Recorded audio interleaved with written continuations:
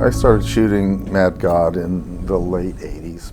I think I had about 6 minutes of Mad God footage that I'd shot in 35mm film. Phil's going through some old footage, and a few of us saw this thing as like this piece of art, and we thought it was like some old Czech film or something. We're like, what the hell is this? I heard that Phil made this project and it had sat on a shelf for years, and it appealed to me. It was just deep, dark, this completely dystopic, just gnarly world, and I was just like, whoa, that thing's really cool. We were like, this is insane. We gotta be a part of this. So I think it kind of lit a fire inside to, bring Mad God back.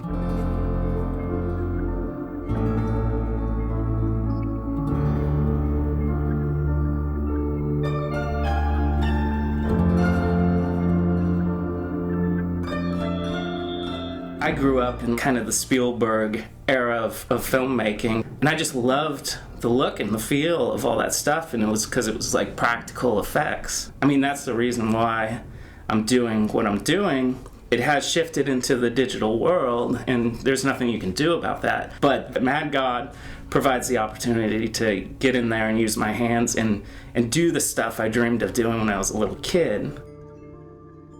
Some of the guys at the studio were inspired by like the Star Wars movies and RoboCop and all that kind of stuff. Really wanted to build things and be involved with that kind of filmmaking, but they missed the boat. So these guys were really committed, and had the time and the effort. It's like sculpting and painting and filmmaking and lighting and all this stuff. One thing I do find when I'm here on Mad God is that even just working on set props or whatever, it's like something you just get into, like a zone that it's like meditative, or it's pretty refreshing. Like whatever you produce is going to more or less be in the film.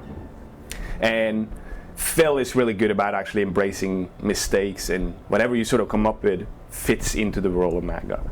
We work in an industry where perfection is constantly striven for, and happy accidents just don't happen. And so with something like this, it's okay to slop things together and see where it takes us. It's a nice step back. When you look at something like stop motion, for the longest time people tried to use it to mimic reality, up until they basically hit the CG wall with Jurassic Park. And so stop motion had continuously striven to just become more and more real, and then when it stopped being useful as a tool for that, I think a lot of people just kind of dismissed it for a while. Now people are kind of looking back at it and discovering that it has a real tactile, interesting, textured quirkiness about it that is an art in and of itself. I feel that going back to the stop motion stuff actually re-engages the artist in people. You have to do, you have to make, you have to use your hands. It's real stuff, it's real things being pushed around. It's the problem solving that really gets me hooked onto this, because whatever the aesthetic of the production is, if it's just a commercial or if it's just something as crazy and far-fetched as Mad God, there's always just physical problems that have to be overcome. Just be it putting 2x4s together or making a pulley hoist work correctly. There's nothing really that gets me feeling as good as when I am able to, put a 2x4 together. Problem solving, that's the real attraction. Phil asked me if I wanted to work on Mad God, and it was like, oh God, this is like the old days, and there's really a chance to get your hands dirty, and you smell the paint, and you smell the bandsaw, and you get to really look and react and move things and react and move it again and react. It's the way we used to. Like the real world is not like computers where the Grand Canyon is between you and what you're trying to do.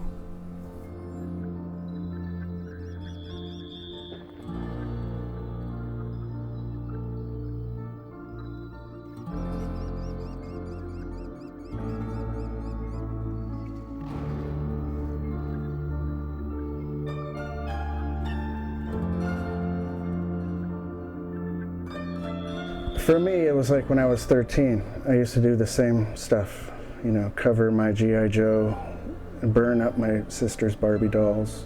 You know, she didn't know that until she got them back, scorched. Mad God is everything you want to do. Just be free. Just pure creativity. Because it is tactile, because it's stop motion, it becomes a performance. And if you allow yourself to approach it in a theatrical way, it's just theater in super, super slow motion. And it's very inspiring, and it's very freeing in a lot of ways, because that's where creativity lives, is when you want to do something and you start heading down that road and you can't do it because the glue won't support that, or the metal will buckle, or the camera can't fit there. Whatever the hurdle is, you have to adjust and keep moving. And as a result, the product evolves with you.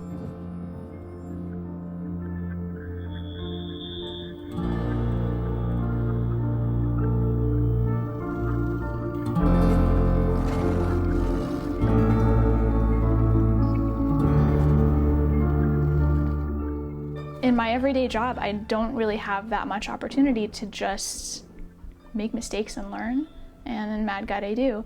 And watching Phil work, you can really understand how Star Wars was made in somebody's basement, like how movies used to be made, where you take what you have and then you line it up in a camera and you look at the shot that you have, and if it doesn't work, you try it again. It's so accessible. The product is less important to him than just the process of being with people that he wants to work with and making things with his hands. It's really the process that's important, and the product is very important, but it's secondary to that process.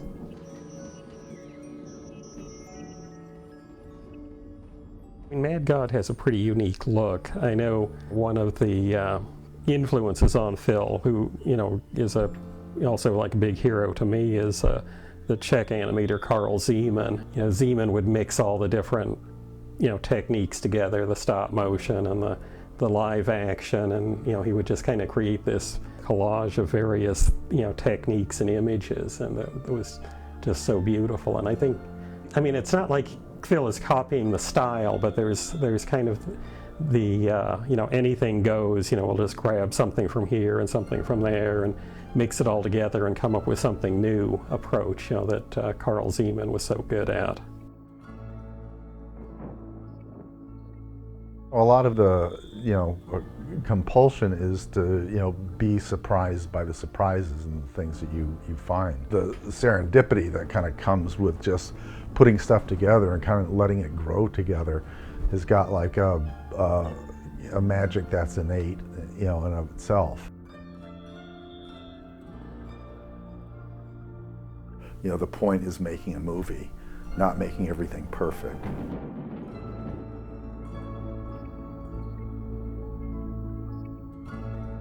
It's like, the more fucked up it is, the better. You put a bunch of stuff together and you think it's done, and then you burn it, and then it's done.